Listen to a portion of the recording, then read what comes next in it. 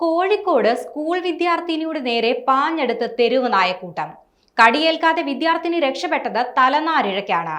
സംഭവത്തിന്റെ വീഡിയോ ദൃശ്യങ്ങൾ പുറത്തു വന്നിട്ടുണ്ട്. കോഴിക്കോട് നാദാപുരം കല്ലാച്ചിയിലാണ് സംഭവം നടന്നത്. സ്കൂളിൽ നിന്നും വീട്ടിലേക്ക് മടങ്ങിയ വിദ്യാർത്ഥിനിയുടെ നേരെയാണ് ഒരു കൂട്ടം നായ്ക്കൾ പാഞ്ഞെടുത്തത്. ഇക്കഴിഞ്ഞ വ്യാഴാഴ്ചയായിരുന്നു സംഭവം നടന്നത്. തെരുവ് നായ്ക്ക് മുന്നിൽ സ്കൂൾ ബാഗ് ഊരിയെറിഞ്ഞതാണ് പെൺകുട്ടിക്ക് രക്ഷയായത്. തനിക്ക് നേരെ പാഞ്ഞെടുക്കുന്ന നായ്ക്കളെ കണ്ട് വിദ്യാർത്ഥിനി ബാഗ് എടുത്ത് മുന്നിലേക്കെറിഞ്ഞ് ശ്രദ്ധ തിരിച്ചു.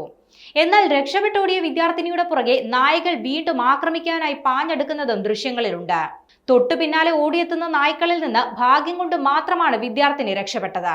സമാനമായ നിരവധി സംഭവങ്ങൾ കോഴിക്കോട് ജില്ലയുടെ വിവിധ ഭാഗങ്ങളിൽ റിപ്പോർട്ട് ചെയ്യുന്നുണ്ട്. പലപ്പോഴും കുട്ടികൾ തനിച്ചു പോകുമ്പോഴാണ് ഇത്തരത്തിൽ തെരുവ് നായ്ക്കൾ കൂട്ടത്തോടെ ആക്രമിക്കാൻ എത്തുന്നത്.